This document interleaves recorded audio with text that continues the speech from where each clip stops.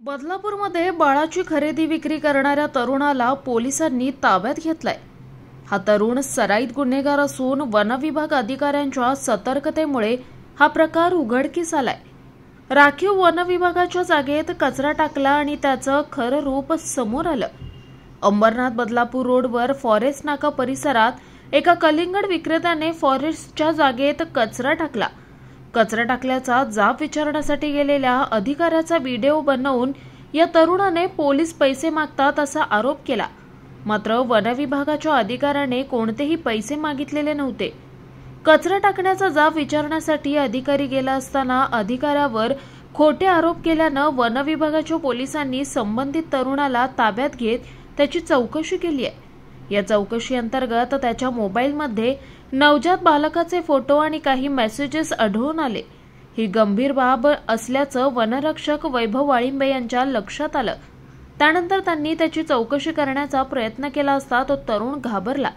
तुषार साळवे असं या तरुणाचं नाव असून तो फॉरेस्ट नाका परिसरात कलिंगड विकतो। कलिंगड गुंडाळलेला कागदी कचरा तो वनविभागाच्या राखीव जागेत टाकायचा। याच प्रकाराचा जाब विचारण्यासाठी गेलेल्या अधिकाऱ्यामुळे एक मोठा प्रकार उघडकीस आलाय। या प्रकरणी वैभव वाळिंबे आणि त्याच्या सहकाऱ्यांनी दिलेल्या तक्रारीवरून बदलापूर पश्चिम पोलीस ठाण्यात गुन्हा दाखल करण्यात आलाय। बदलापूर पश्चिम पोलीस प्रकरणी अधिक तपास करत आहेत। धक्कादायक बाब म्हणजे तुषार साळवे या तरुणावर ठाणे नगर पोलीस ठाण्यात 2023 मध्ये बाळाची खरेदी विक्री केल्याचा गुन्हा नोंद आहे। त्यामुळे सराईत गुन्हेगार असलेल्या या गुन्हेगाराची चौकशी केल्यानंतर मोठं रॅकेट समोर येण्याची शक्यता नाकारता येत नाहीये। या प्रकरणी बदलापूर पश्चिम पोलीस ठाण्याचे गुन्हे पोलीस निरीक्षक धनंजय मोरे तपास करतायत। बदलापूर पश्चिम पोलीस स्टेशन अंतर्गत हा आम्ही काल गुन्हा दाखल केलेला आहे।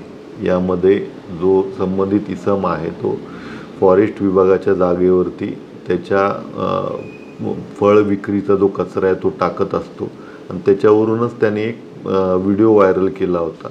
त्या अनुषंगाने त्याला पोलीस स्टेशनला बोलवले असता त्या तपासामध्ये त्याचा मोबाईल चेक केल्यानंतर सदरचा प्रकार हा उघडकीस आलेला आहे। त्यामध्ये आम्ही संबंधित BNSSचे सेक्शन अप्लाय केलेले आहेत आणि त्याचा आज आम्ही मान्य न्यायालयासमोर PCR घेऊन पुढील तपास करत आहोत। मोबाईलमध्ये त्यांनी त्याच्या WhatsApp चॅटमध्ये आपल्याला जे लहान मुलं आहेत तर त्याची खरेदी विक्रीची चार्ट आम्हाला सापडली होती। मग त्या अनुषंगाने आम्ही अधिक तपास करत आहोत। या अगोदर 2023ला ठाणे नगर पोलीस स्टेशनला हा गुन्हा त्याच्या विरुद्ध दाखल आहे आणि त्या अनुषंगाने पण आम्ही अधिक तपास करत आहोत।